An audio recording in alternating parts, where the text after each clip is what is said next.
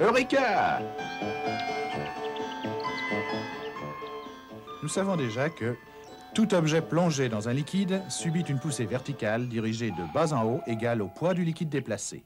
Cela s'appelle le principe de flottabilité. Si l'objet a la même masse volumique que le liquide, il flottera au milieu de ce liquide. S'il a une plus grande masse volumique, il coulera au fond. S'il a une plus petite masse volumique, il remontera à la surface. Et maintenant, la convection.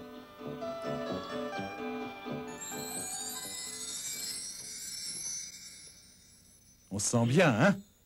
D'où vient donc la chaleur du radiateur à eau chaude? De la fournaise, bien sûr. Au sous-sol. Mais pourquoi installe-t-on toujours la fournaise au sous-sol? Pourquoi est-ce qu'on ne l'installerait pas dans le grenier pour changer? Qu'est-ce qui se passerait si elle y était?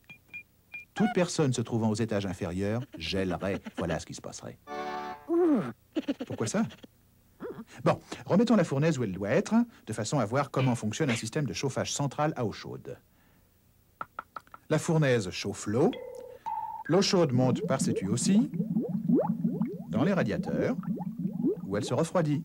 Ensuite, l'eau froide redescend par ces tuyaux-là et se trouve à nouveau chauffée par la fournaise, et ainsi de suite. Mais pourquoi l'eau chaude monte-t-elle et l'eau froide descend-elle? À cause du principe de flottabilité.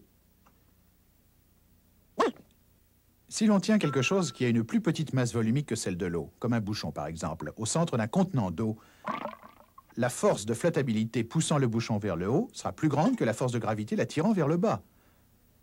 Et aussitôt qu'on aura retiré la main, ce bouchon remontera à la surface.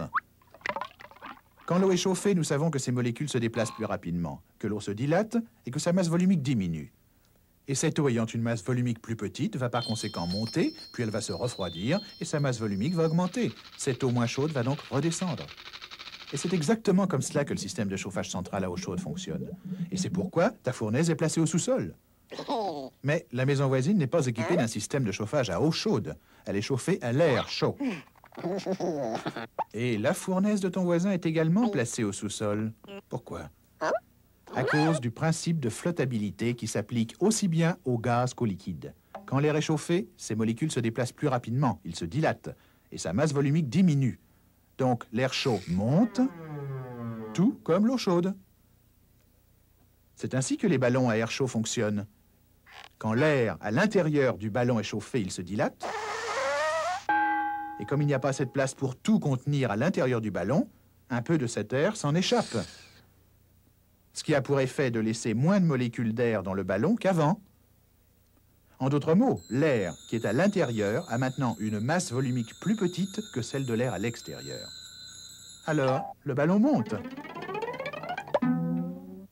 Tout comme le bouchon dans le contenant d'eau.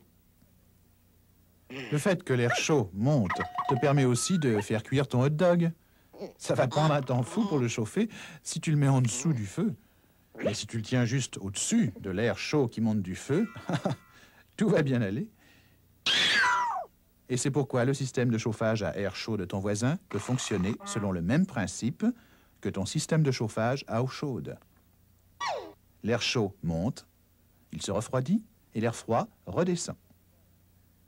Comme les gaz et les liquides se ressemblent sur beaucoup d'aspects, et puisque les gaz et les liquides coulent, les savants les appellent tous deux des fluides. Quant à la forme de transmission de chaleur qui déplace les fluides chauds vers le haut et les fluides froids vers le bas, les savants l'appellent la convection. Et c'est grâce à la convection que les ballons montent et que les hot dogs cuisent quand on les tient au-dessus du feu et que la fournaise dans ton sous-sol suffit à chauffer toute ta maison.